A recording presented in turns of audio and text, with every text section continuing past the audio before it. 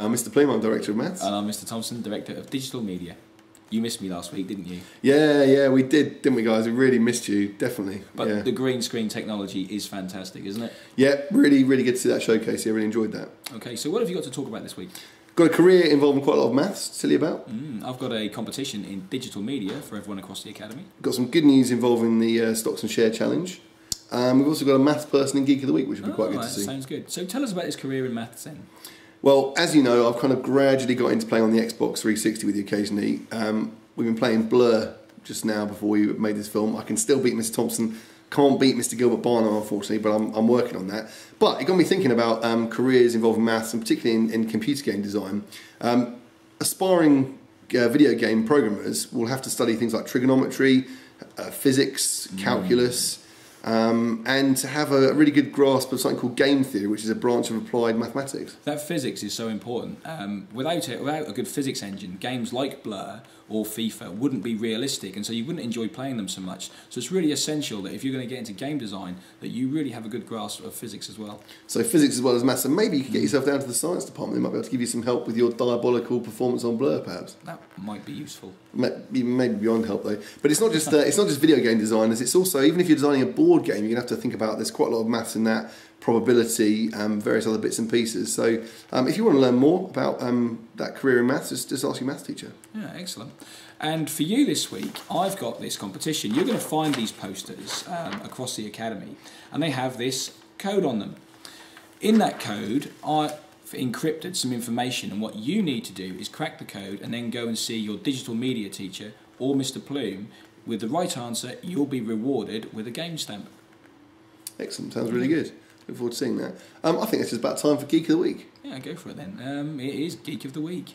Slightly festive feeling this week to give Geek of the Week. There is? Indeed. What's the festive feel? Have a look. Okay. You might not know this, but secretly you are a mathematical genius. Yes, you are a lot better naturally at maths than you think. Not only can I prove all of this, but I'm going to show you how maths can make life just a little bit easier. Christmas is the time for giving, but in order to do that, we have to buy, wrap, stick and stamp a ridiculous amount of paper. For instance, in the run-up to the Yuletide, the Royal Mail delivers 150 million Christmas cards every day. And we will use 83 square kilometres of wrapping paper to give our gifts. That is enough to gift wrap Guernsey. Unless you're Ebenezer Scrooge, wrapping Christmas presents is something you're probably quite familiar with. But calculating how much two-dimensional paper is needed to wrap a three-dimensional object is more of a burden on our brains than we can imagine. But surprisingly, a lot of us are actually rather good at it. 3 pieces of paper to choose from. Will our wrapping contestants choose the right one and do it at speed? Time starts now. She's gone for the right piece of paper.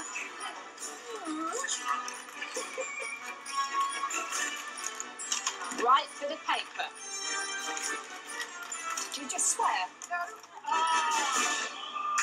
No. 19.4. 32 seconds. And I can still see the box. It was the right bit of paper as well. 21 seconds. And look at that. That's not bad. Okay, so we might not be great when it comes to wrapping quickly, but nearly everyone picked the right size piece of paper. High five. Unlike calculators, we can unwrap shapes mentally to estimate an object's total surface area. Then our brains convert the same dimensions into a single sheet of paper. Good, but we're not perfect.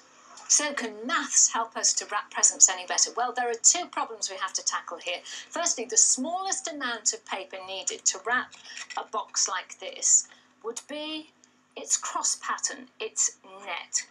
But to cut this out of a roll of paper would give you an awful lot of wastage, and to sellotape up each side and each edge would waste an awful lot of tape. So finding a way of wrapping a present while cutting down on paper and on tape is a lot harder than it first appears. But guess what? Maths is the answer. Mathematician Sarah Santos from the Royal Institution has devised a mathematical method for wrapping a present. I was looking into 3 things: to minimize the amount of paper used, to use the least amount of sellotape and to match the pattern where the paper meets, because I really like nicely wrapped presents. Now you have wrapped something beautifully here. I have to say I was deeply impressed with this. And here you've got all the stripes matching up. Can you see this? It's fantastic. Okay, so how is it done? Well, here is Sarah's guide to wrapping a square-shaped present. First, measure the diagonal of your present's largest side. Then add this to 1.5 times the present's height. Once you have an answer, use it to cut out a perfect square of paper.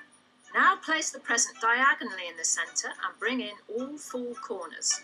Fold in the tabs and place a bow on the top. Ta-ta! Oh. The box must be square to make the pattern match perfectly, but even on rectangles, Sarah's mathematical method can still help you use less paper than the conventional way. Brilliant. Right, let's see what the real present experts think of it. Are you ready? Yeah! On your marks, get set, wrap! So there you have it. Our brains are remarkably good at calculating surface areas and wrapping 3-dimensional objects. But remember, if you want to do your bit for the environment this Christmas, you might want to use our magic mathematical formula. Have a good Christmas. And these are the maths of life. Thanks for that, Carol. That was really interesting, and I would never have realised there was that much mathematics in wrapping up a Christmas present. Always nice to see Carol Vorderman as well. She's a true ambassador for mathematics. Yes, absolutely. Now, you've got some good news to give me, haven't you? Yep, as you know, Miss Thompson, lots of students have been to see us about the PL Share Challenge. Delighted to announce that we're going to extend it at your request for a minimum of another term. So there's a bit of time for you to catch up, maybe, sir. They have no idea how much I need this extra time. My portfolio is a shambles. To be honest, if you had a few more years, you might not catch up. But the students want the extra time, and obviously very happy to give it to them. The IFS share traders gave me some really good tips, and I've noticed you've played a very keen interest in that as well. I've really enjoyed that, actually, spending time with them, and I've got some great tips from their portfolios. Just remember, guys, there is a staff competition running as well. Mr. Thompson is involved in that staff competition. Don't give him any tips. Don't let him cheat and win.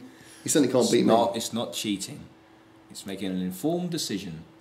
Don't help him, whatever you do. Thank you very much. Just remains for us to say, before you go and get logged into your stocks and shares, very Merry Christmas. A very Merry Christmas and a Happy New Year.